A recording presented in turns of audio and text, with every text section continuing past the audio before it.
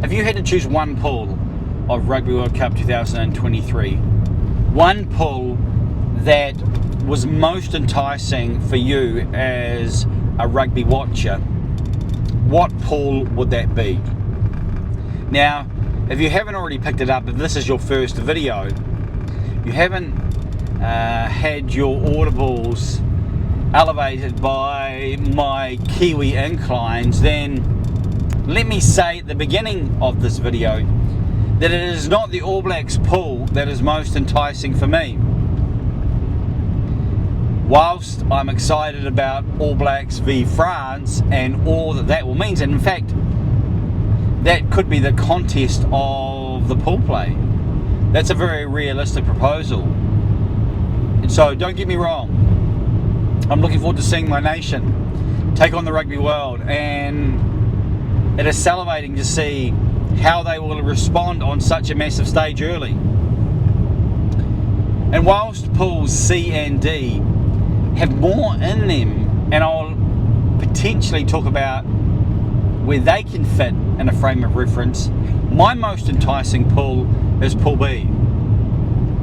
Pool B has 4 sides that are offering so much when you consider what could unfold.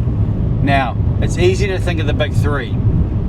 However, there is potential, maybe not in every contest, but for a big 4 of Pool B. So of course those sides are South Africa, the defending champions, Ireland, world number 1, Scotland, who are up there with the most improving sides in a rugby world in recent times, and of course Tonga.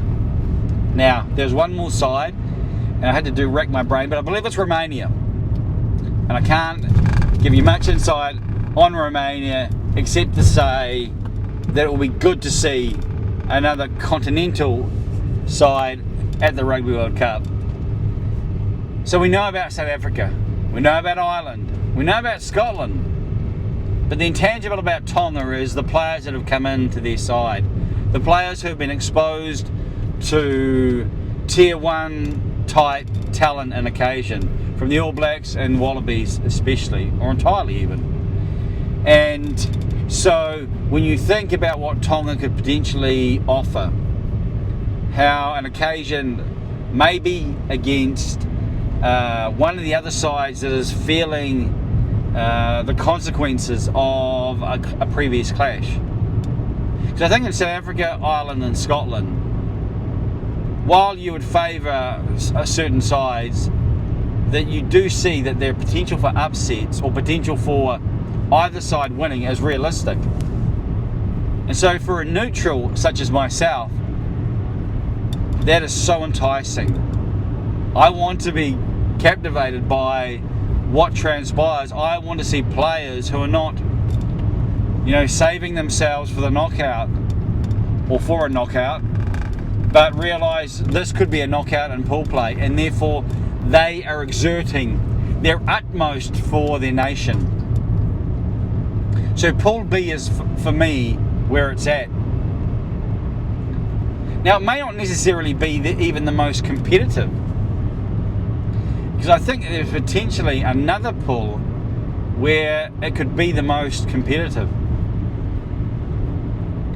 And that may not necessarily relate to the quality of the teams, but the realistic closeness of where they are at. So, where do you stand? Your most enticing pool for Rugby World Cup 2023. I'm Pool B. Where do you stand? In the comments would be wonderful as I drive on a wonderful morning in the countryside of middle New Zealand. Paradise, but paradise still with a little bit of loss. Nevertheless, grateful for this journey. What say you?